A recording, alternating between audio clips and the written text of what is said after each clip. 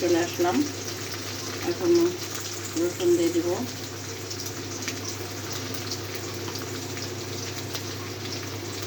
রসুন দিয়ে দিলাম, একটু আদা দিয়ে দিচ্ছি। আদাটা বড় হয়ে ছিল,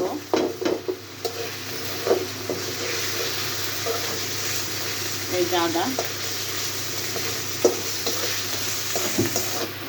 রসুনটা ভাজা ভাজা হয়ে মশলা দিয়ে দিব।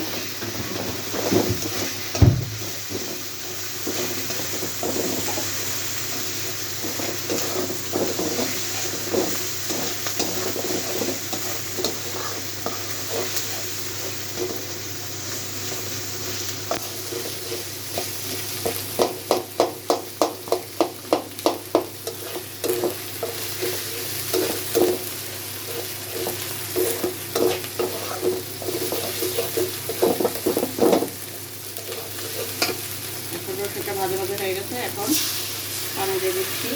এখন একটু মশলা দিয়ে দিব, লাউ বেশি হলুদ লাগে না, নাহলে লাউ লাল হয়ে যায়। লাউ লাল হয়ে গেলে খেতে ভালো লাগে না।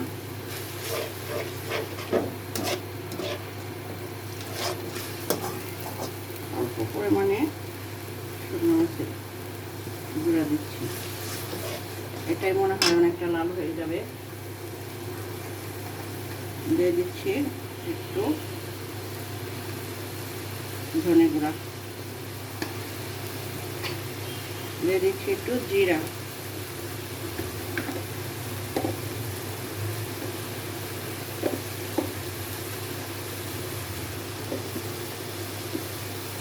একটু জিরে দিয়ে দিচ্ছি।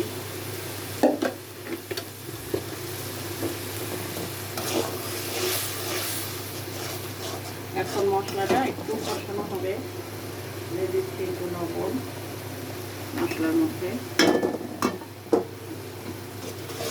একটু মশলাটা কষানো হোক, পরে আবার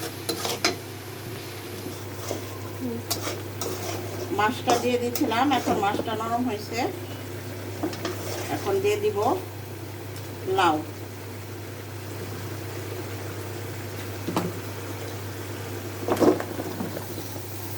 লাউটা দিয়ে দিলাম,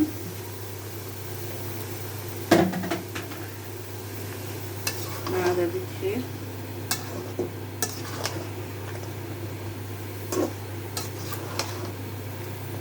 একটু লবণ দিয়ে দিব লাউর মধ্যে।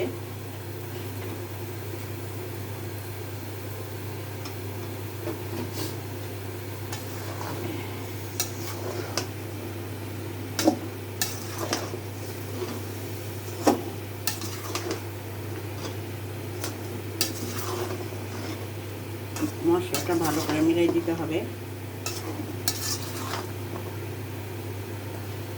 মশলাটা মিলে গেছে, এখন আবার ঢেকে দিচ্ছি, কিছুক্ষণ পরে আসতেছি।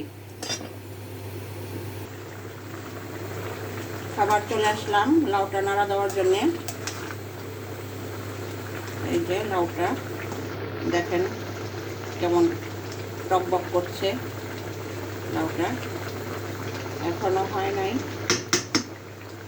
ভালোভাবে হলে আরও কমে যাবে লাউ। এখন আবার কিছুক্ষণ পরে ফিরে আসছি। এখন আমার শোল মাছ দিয়ে লাউটা রান্না কমপ্লিট। এখন ধনে পাতা দিব, ধনে পাতা দিয়ে নামাই ফেলব।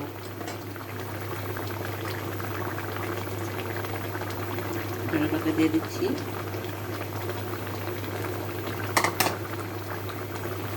দেখেন লাউটা কত সুন্দর হয়েছে, একদম টেস্টও হয়েছে অনেক। শোল মাছ দিয়ে লাউ ফাইনাল হয়ে গেছে। এখন আমি নামাই ফেলব। দেশ বিদেশ থেকে যারা দেখছেন ভাইয়া আপুরা, আমার চ্যানেলটিকে লাইক শেয়ার সাপোর্ট করবেন, আমাকে আমার পাশে থাকবেন। আল্লাহ হাফেজ।